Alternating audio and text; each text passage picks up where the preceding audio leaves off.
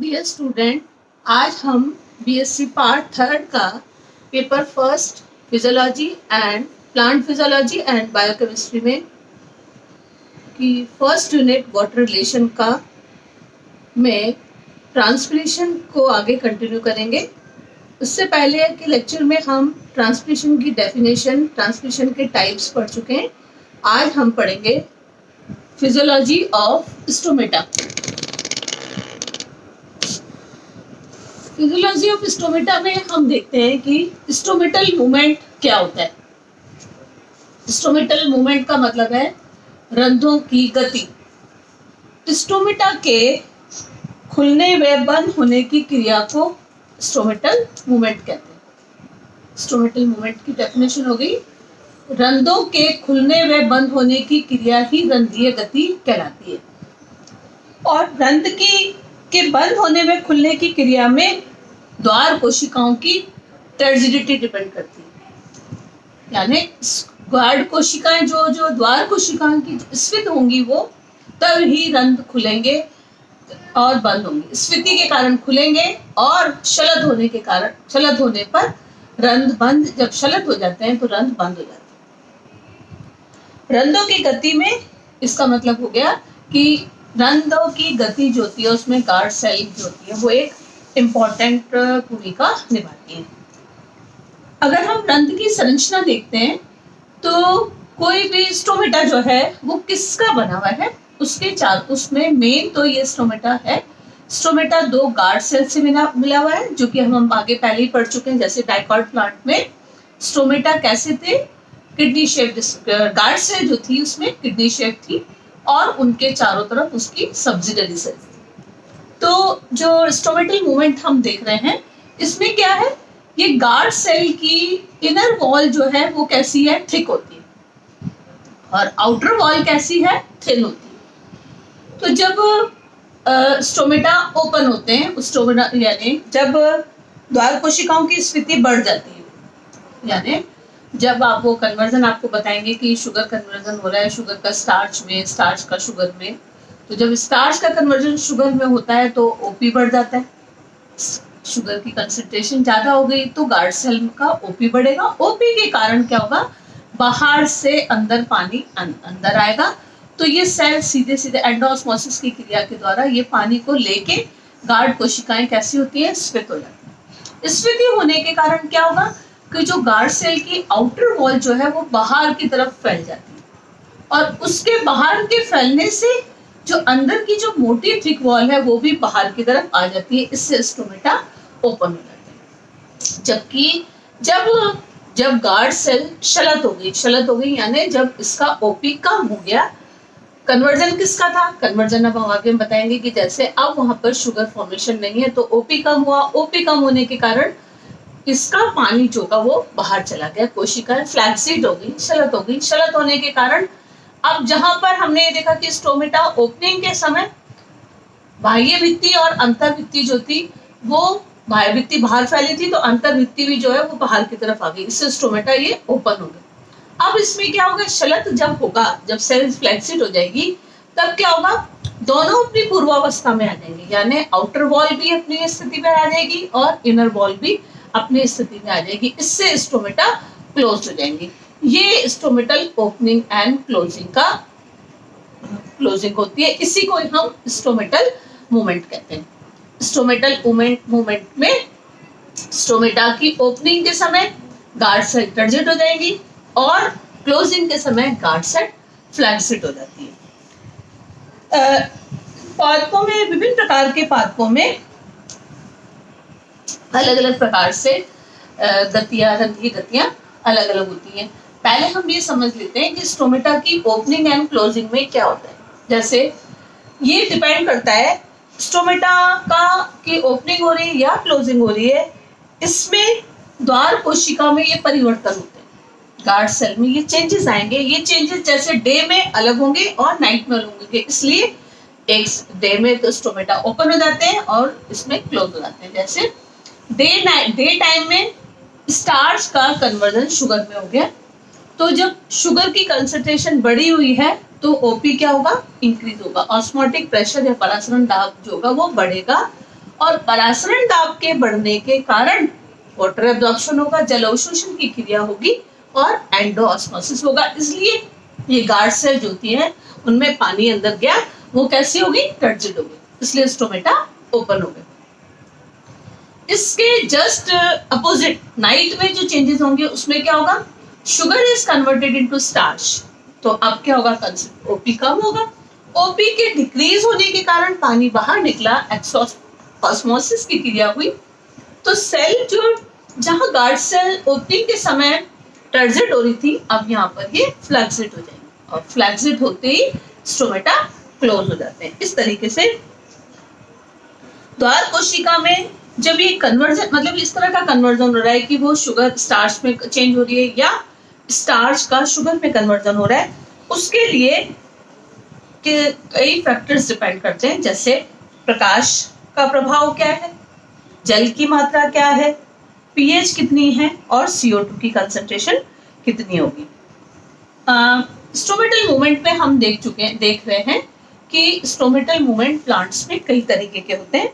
विभिन्न पादपों में रंध्रीय गतियां अलग अलग प्रकार की पाई जाती है। जैसे फर्स्ट गति को हम कहते हैं ऑटोनोमस मूवमेंट। ऑटोनोमस मूवमेंट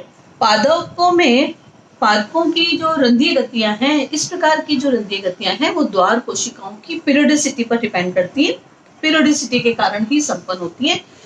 ऐसा मूवमेंट जो है ये 1-2 मिनट तक, कुछ मिनटों में भी हो सकता है या 1-2 घंटे के लिए भी हो सकती है। और द्वार कोशिका की ये पीरियोडिसिटी CO2 की मात्रा में परिवर्तन या शर्करा मतलब CO2 की कंसंट्रेशन चेंज हो या इंटर कन्वर्जन हो शुगर का स्टार्च में या स्टार्च का शुगर में। तो फर्स्ट मूवमेंट जो होता है प्लांट पे ऑटोनोमस मूवमेंट होता है। सेकंड है हाइड्रोएक्टिव मूवमेंट। ये हाइड्रोएक्टिव मूवमेंट होगा रंध्र में ये गति बाह्य त्वचीय कोशिकाओं में जल की मात्रा, हाइड्रोएक्टिव है, इसमें जल की जो वाटर की जो परसेंटेज है उसमें चेंजेस आएगा तब होगी। और इनमें जल की मात्रा कम हो जाएगी तो रंध्र खुल जाएंगे और जल की मात्रा अधिक होने पर बंद हो जाते हैं। नेक्स्ट है स्कोटोएक्टिव। स्कोटोएक्टिव जो प्लांट है, ये जो मूवमेंट हो रहा है ये गति किस कारण होगी, कार्बनिक अम्लों के उपापचय द्वारा नियंत्रित होती है, यानी ऑर्गेनिक एसिड्स जो होते हैं उनके मेटाबॉलिज्म पे डिपेंड करती है। ये इस तरह का स्कोटोएक्टिव मूवमेंट जो होता है वो केवल सकुलेंट प्लांट्स में पाया जाता है। उन प्लांट्स में अपोजिट होता है। उन प्लांट में जो स्कोटोएक्टिव होते हैं वो दिन में तो रंध्र उनके बंद रहते हैं और रात में खुलते हैं। लास्ट मूवमेंट जो है उसको हम कहेंगे फोटोएक्टिव मूवमेंट। ये फोटोएक्टिव मूवमेंट जो है मेनली किस पे डिपेंड करता है, ये लाइट कंट्रोल्ड होता है। इसमें द्वार कोशिकाओं में जब स्टार्च प्रकाश की उपस्थिति में जल अपघटन द्वारा ग्लूकोज बनता है, यानी दिन के समय स्टार्च का कन्वर्जन ग्लूकोज में हो जाता है। इससे ओपी बढ़ेगा, गार्ड सेल का ओपी बढ़ेगा और ओपी बढ़ने के कारण वो वाटर अब्सॉर्ब करेंगी, एंडोऑस्मोसिस से सेल्स टर्जिड हो जाएंगे, स्टोमेटा खुल जाएंगे। और रात्रि में जो रात में ये अपोजिट क्रिया होती है। तो जो अभी हम ये सारी देख रहे हैं ये फोटोएक्टिव मूवमेंट। इस मूवमेंट्स तो बहुत सारे प्लांट्स में होते हैं, जैसे आपको बता दिया स्कोटोएक्टिव होता है, ऑटोनोमस मूवमेंट होता है, फोटोएक्टिव होता है और हाइड्रोएक्टिव होता है। तो सब ये वाला जो मूवमेंट है मेनली क्योंकि ये लाइट डिपेंडेंट है, ये फोटोएक्टिव मूवमेंट कहलाएगा। अब हम पढ़ते हैं theories of stomatal movement and physiology of stomata क्या है। थ्योरीज ऑफ स्टोमेटा में रंध्र कैसे खुलता है या रंध्र के खुलने में बंद होने की क्रिया जो होती है उसके संबंध में बहुत सारे थ्योरीज दी गई। और ये थ्योरीज बताती हैं कि रंध्र का खुलना या बंद होना कई एक्सटर्नल और इंटरनल फैक्टर्स पर डिपेंड करता है। ये फैक्टर्स क्या हैं? ये फैक्टर होंगे लाइट हो सकती है, प्रकाश हो सकता है, अंधकार हो सकता है, CO2 की कंसंट्रेशन है, अवेलेबिलिटी ऑफ वाटर है, जल की उपलब्धता और पीएच पे डिपेंड करता है। तो सबसे पहला जो है हम देखते हैं कि थ्योरीज ऑफ स्टोमेटल मूवमेंट में हिथ ने बताया कि द्वार कोशिकाओं की स्थिति क्रियाविधि द्वारा ही, मतलब जब टर्जिटी सेल टर्जिट हो जाती है, गार्ड सेल की टर्जिडिटी जो है उसके कारण ही स्टोमेटा ओपन होते हैं या क्लोज होते हैं। तो फर्स्ट थ्योरी जो थी वो है theory of photosynthesis in guard cell, द्वार कोशिका में प्रकाश संश्लेषण का सिद्धांत। दूसरी थ्योरी जो दी गई वो थी starch sugar conversion hypothesis, and third theory थी starch glucose inter conversion theory, and fourth is glycolate metabolism theory, and fifth is potassium iron transport hormonal control theory. तो फर्स्ट थ्योरी हम पढ़ते हैं, theory of photosynthesis in guard cell. सामान्य स्थिति में हमको पता है कि स्टोमेटा जो है वो दिन में खुलते और रात में बंद होते हैं। इसी तथ्य को, इसी हाइपोथेसिस को लेके वॉन वॉल ने 1956 में ये थ्योरी दी, theory of photosynthesis in guard cell. इनके अनुसार कोशिकाओं में के जब कोई भी प्लांट सेल है उसके क्लोरोप्लास्ट में फोटोसिंथेसिस होगा। फोटोसिंथेसिस होगा means carbon dioxide and water मिलके कार्बोहाइड्रेट या फूड फॉर्मेशन करते हैं, तो उससे प्रकाश कार्बोहाइड्रेट बनेगा। गार्ड सेल में तो फोटोसिंथेसिस ये आपके जैसे दो दे रखे हैं, guard cell in day and guard cell in night. तो दिन के समय फोटोसिंथेसिस क्लोरोप्लास्ट में हुआ, तो photosynthesis in guard cell, photosynthesis से शुगर फॉर्मेशन होगी, और शुगर बनी तो क्या होगा, OP increase in guard cell. And जब ओपी इंक्रीज हो रहा है तो पानी को, ओपी इंक्रीज है, ओपी ज्यादा है तो पानी जो होगा वो एंडोस्मोसिस की क्रिया होगी, बाहर से अंदर की ओर आएगा। तो इससे इसकी गार्ड सेल जो होती है उनमें सब्सिडरी सेल से जो होती है वो वाटर लेंगी और गार्ड सेल में पानी आता जाएगा। तो गार्ड सेल उस पानी को लेके एब्जॉर्ब करके टर्जिट हो जाएंगी, और टर्जिट होने के कारण स्टोमेटा ओपन हो जाते हैं। और इस तरीके से जब रात में गार्ड सेल इन नाइट, उस समय क्या होगा, शर्करा का कन्वर्जन स्टार्च में होगा। तो स्टार्च फॉर्मेशन हुआ, क्योंकि sugar is converted into starch, star formation हुई। स्टार फॉर्मेशन होते ही क्या होगा, OP decrease in the guard cell. तो डिक्रीज होने के कारण water move from inner side to outer side, exosmosis की क्रिया होगी, वाटर जो होगा वो गार्ड सेल से बाहर निकल जाएगा। तो गार्ड सेल फ्लैक्सिट होगी और स्टोमेटा क्लोज हो जाते हैं। तो ये आपके फोटोसिंथेसिस की मतलब थ्योरी ऑफ जो वॉन वॉल ने दिया, इनके अकॉर्डिंग थ्योरी ऑफ फोटोसिंथेसिस में की थ्योरी में फोटोसिंथेसिस के कारण शुगर बना, शुगर से ओपी बढ़ा, और ओपी से एंडोस्मोसिस से टर्जिट हो गई guard cell and stomata open हो गए। Just opposite in night, conversion of sugar into starch, OP decrease and exosmosis हुआ और गार्ड सेल फ्लैक्सिट हो गई, स्टोमेटा क्लोज हो गए।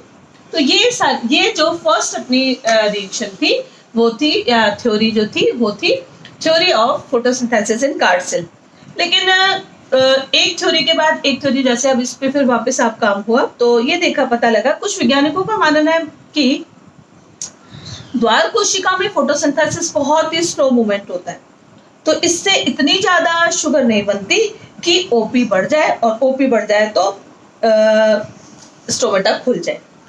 इसके अतिरिक्त द्वार कोशिका के हरित लवक प्रकाश संश्लेषण, मतलब जैसे क्लोरोप्लास्ट में पूरी फोटोसिंथेसिस होता है, तो यहाँ पर ये गार्ड सेल में प्रकाश संश्लेषण के पूर्ण रूप से मतलब द्वार कोशिका के अंदर जो है हरित लवक प्रकाश संश्लेषण के पूर्ण रूप से असमर्थ होते हैं। यानी जो गार्ड सेल में पाया जाने वाला क्लोरोप्लास्ट है वो कंप्लीटली फोटोसिंथेसिस नहीं कर सकता, इसलिए अपर्याप्त मात्रा में प्रकाश संश्लेषण होता है, तो अपर्याप्त मात्रा में ही शुगर फॉर्मेशन होगी, इसलिए इस थ्योरी को स्वीकार नहीं किया गया। सेकंड थ्योरी जो थी वो दी थी स्टार शुगर कन्वर्जन हाइपोथेसिस, जो ये दी थी जेडी सायरे ने 1923। इनके अकॉर्डिंग जो ये आपका स्टोमेटल मूवमेंट हो रहा है वो किस पर काहे के कारण हो रहा है, गार्ड सेल की हाई पीएच के कारण होता है। यानी कोशिकाओं की उच्च पीएच जो होती है वो रंध्र खुलते हैं, और जब उसकी पीएच कम हो जाती है रंध्र बंद हो जाते हैं। इस परिकल्पना के अनुसार इन्होंने ये एग्जाम्पल दिया। इनके अनुसार जब लाइट होती है गार्ड सेल इनटेक डे में पत्तियों में पौधे की पत्तियों के द्वारा दिन में प्रकाश संश्लेषण की क्रिया होगी, और इससे उनके सब स्टोमेटल कैविटी में CO2 की परसेंट का जब CO की परसेंटेज कम हो जाएगी, क्योंकि प्रकाश संश्लेषण में कार्बन डाइऑक्साइड का यूज हुआ।